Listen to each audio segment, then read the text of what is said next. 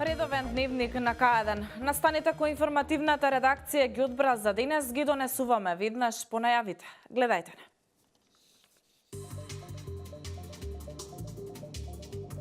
Дивите продавачи и нелојална конкуренција на градските пазари.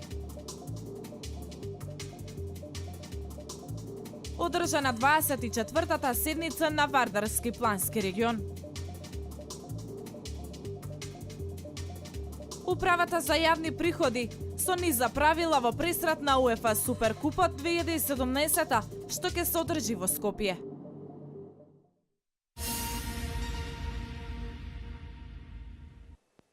Дивите продавачи и нелојална конкуренција на градските пазари. Додека едните плаќаат годишна закупнина за тезгите кои ги користат во градските пазари, другите своите производи ги продаваат на импровизирани тезги околу пазарите. На изготвување на решение за овој проблем подолго време работи Сдруженијето на комунални дејности при Стопанската комора на Македонија. Катерина Нацева со деталите. Дивите продавачи на зелените пазари низ Македонија долгогодишен проблем за организаторите на пазарите. Додека едни плаќаат годишна закупнина за тезгите кои ги користат во градските пазари, другите своите производи ги продаваат на импровизирани тезги околу пазарите. Нелојалната конкуренција главен проблем за пазарџиите. Представува друго е производител да произведе и да продаде, а друго е пак без никакво нити према држава е дужан, нити улага ништо. Донесе само, ако најде поевтино, автоматски ја снижува цената, а на бајгите крада. Треба инспекција. Инспекција треба да работи. Друго никој не може да ја сопри. Ние ќе бидеме многу по-добри да нема една таква дива конкуренција. Они не се осигуреници, немат фирма, немат ништо, на црно работат, а ние се си плаќаме тука и има проблем. И поевтино продават. Поевтино дават, значи они си земат пари и си се вратат, а ти тука имаш давачки месечно, треба да пушташ пред да не си плата, тез ги плаќаш, место плаќаш се. Има, представуваат проблем, како не. Се бара ли решение да се реши овој проблем? Никој не бара. Кој ќе го реши? Никој, кој ќе бара? Џабе, и ние да се бунеме никој, државата треба да преземе мерки за тоа. Локалните служби во изминатите 2 месеци беа активни на терен во Свети Николско. За сега дивите продавачи се отстранети. Свети Николе е еден од поуспешните градови во Македонија. Последните 2 месеца ни беа многу напорни, но со помош на полицијата, на општинските комунални инспектори, вроди многу успех и плод. Ние сега веќе диви продавачи немаме. Од пред 2 недели веќе немаме ние. Со исклучиток на продавачите кои не се во склоп на градски пазар, кои продаваат по улиците низ целиот град. А пазарот веќе ние немаме го веќе тој проблем. За изготвување на решение за овој проблем подолго време работи Сдруженијето на комунални дејности при Стопанска комора на Македонија. Нашата интенција е да посочиме и преку овој состанок што денеска го организиравме во Свети Николе, дека законската рамка е таква што дозволува и нерегистрирани трговци да може да продаваат на зелените пазари, но во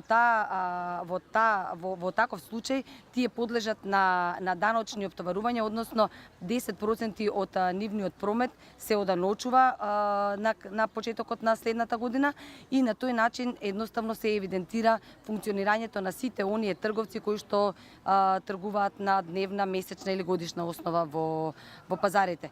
За конечно решение на овој проблем на заедничка маса во Свети Николе седнаа представници на државни инспекторати, представници од Агенцијата за храна и ветеринарство, како и представници од јавните комунални предпријатија под чија надлежност се градските пазари. Вкупно 50 општини на ниво на Република Македонија се засегнати од овој проблем.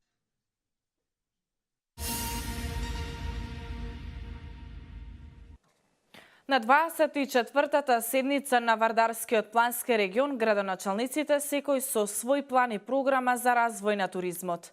Европските пари овој пат ќе им помогнат во реализирање на стратегијата за заживување на туризмот во Вардарскиот регион.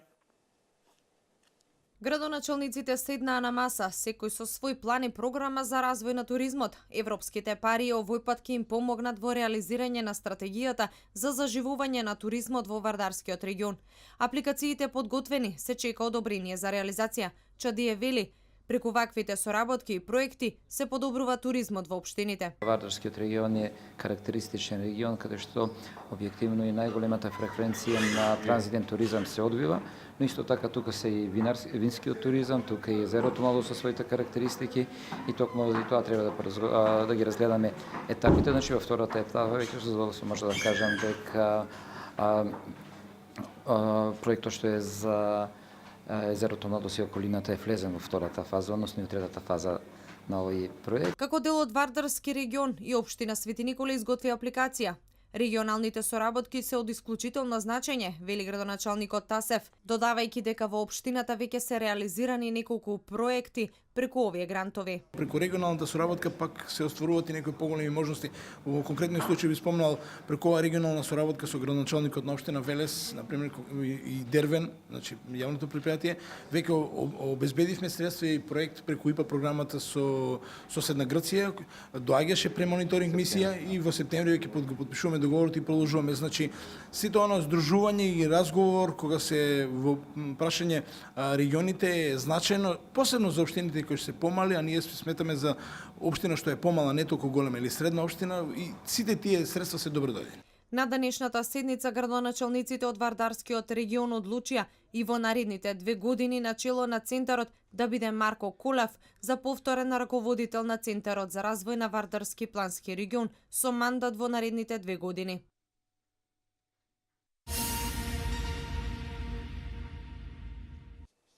Сообраќајните незгоди не запираат. Синоќа околу 18 часот и 30 минути на автопатот А1 Велес Градско загина 52 годишен кумановчанец.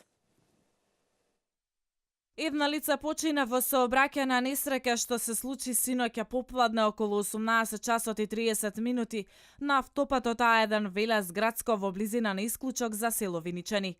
Во несреќата учествувале автомобил марка Opel Zafira со кумановски регистарски ознаки, управуван од РД 52 од Куманово. Возачот изгубил контрола над возилото, излегол надвор од коловозот и се привртел во канал за атмосферски води над длабочина од 3 метри. Како последица на добиените повреди, возачот починал на местото на настанот и е причината материјална штета на возилото од околу 300.000 денари, информираат од ЦВР Велес. Телото на починатиот е упатено на обдукција, а возилото е однесено во станица за технички преглед на АМСМ Велес. Извршен е увид на местото на настанот во присуство на јавен обвинител и екипа од ЦВР Велес, пошто ќе се знаат причините за несреќата.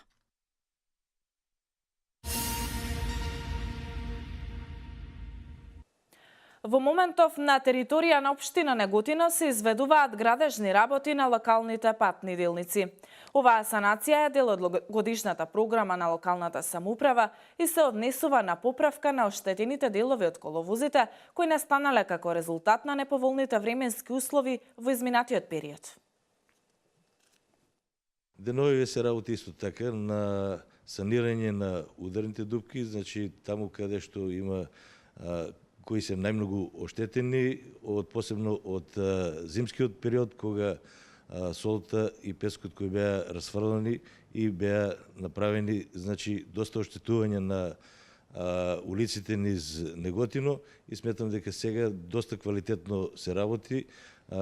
Фирмата Изолација, која е изведувач на теренот, деновиве веќе санира, почна од Сааткула, бидејќи таму имавме најголеми оштетувања и продолжува на градскиот пазар во Неготино и исто така на главните улици Партизанска и Маршал Тито треба да бидат санирани сите ударни дупки и на останатите делови од градот каде што има поголеми оштетувања во следниот период треба да бидат завршени.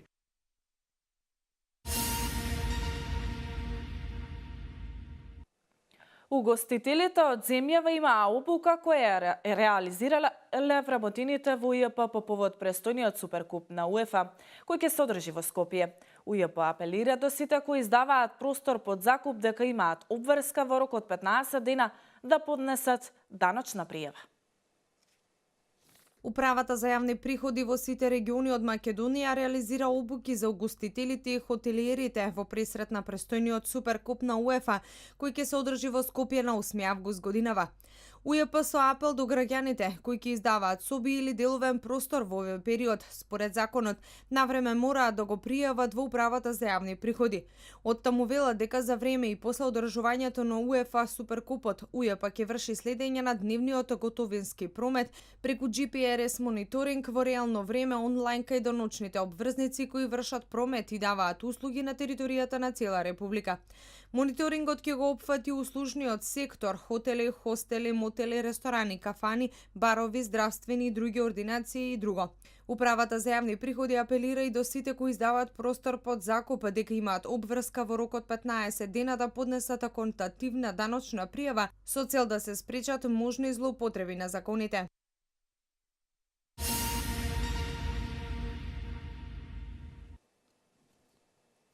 Полициски службеници при регионалниот центар за гранични работи Север вчера на граничниот премин Табановце спречиле обид за криумчарење марихуана на излез од Македонија кон Србија.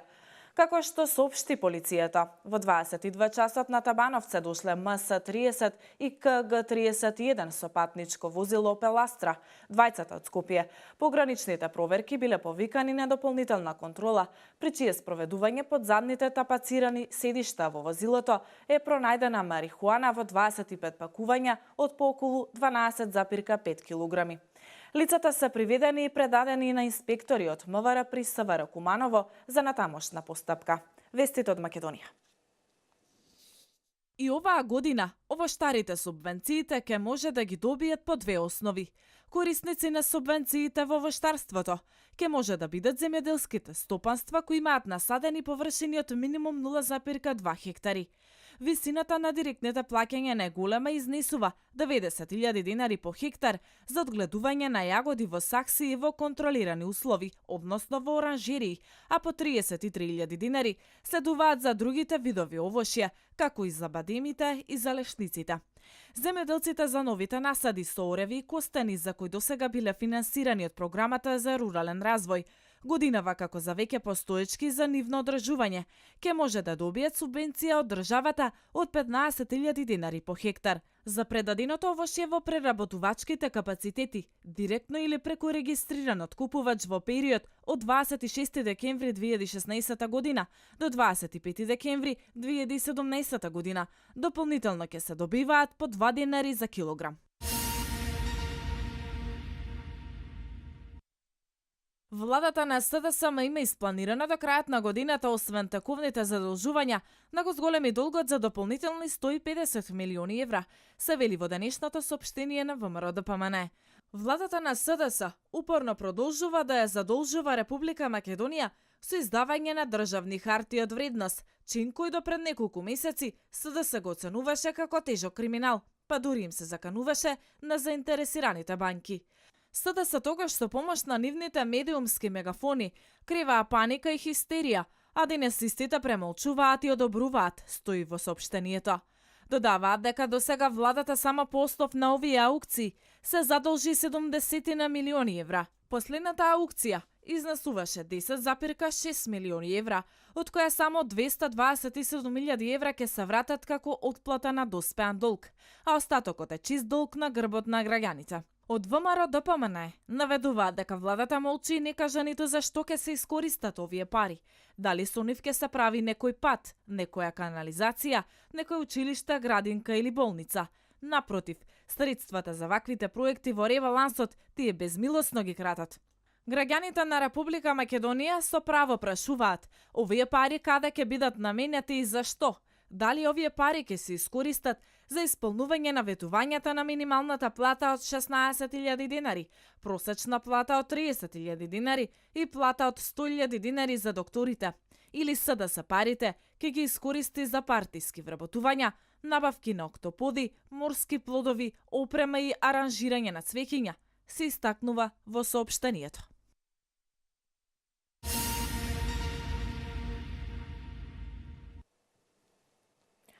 Повеќе десетици шумски пожари денеска беснеат во делови од Босна и Херцеговина, Хрватска и Црна Гора.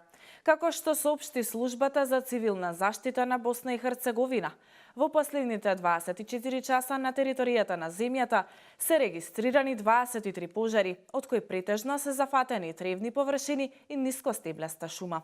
Најголемиот пожар беснее на планината Чврсница, во западниот дел на Босна и Херцеговина, кој се шири кон блискиот град Јабланица.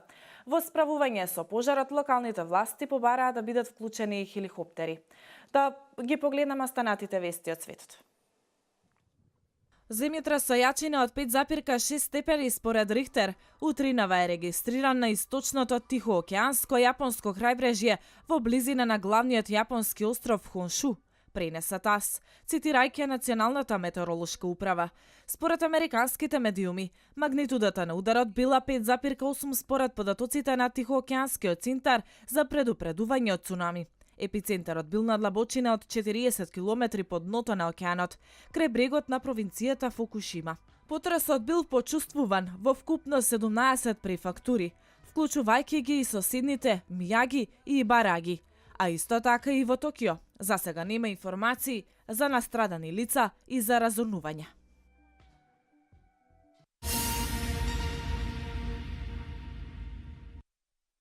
Четириесет цистерни со нафта блокирани од царинските работници на Косово на влез од Албанија. Според потпаролот на Царинската управа на Косово, блокирањето е поради сомненија дека количината од 1.000.000 литри нафта е неквалитетна. По трите извршени анализи, една од трите компании која ја нарачала нафтата Хип Петрол инсистирала на друга анализа, пошто Царинската управа на Косово испратила мостри од нафтата за анализа во Македонија. Фадил Байрами, председател на Сдруженијето на бизниси кои се занимаваат со продажба и увоз на нафтени деривати, тврди дека блокираната нафта е неквалитетна и оти ова не е прв таков случај. Тој открива дека блокираната нафта во Албанија пристигнала од Шпанија, но според него не е познато дали низ Албанија минала само транзит или била депозитирана пред да тргне за Косово.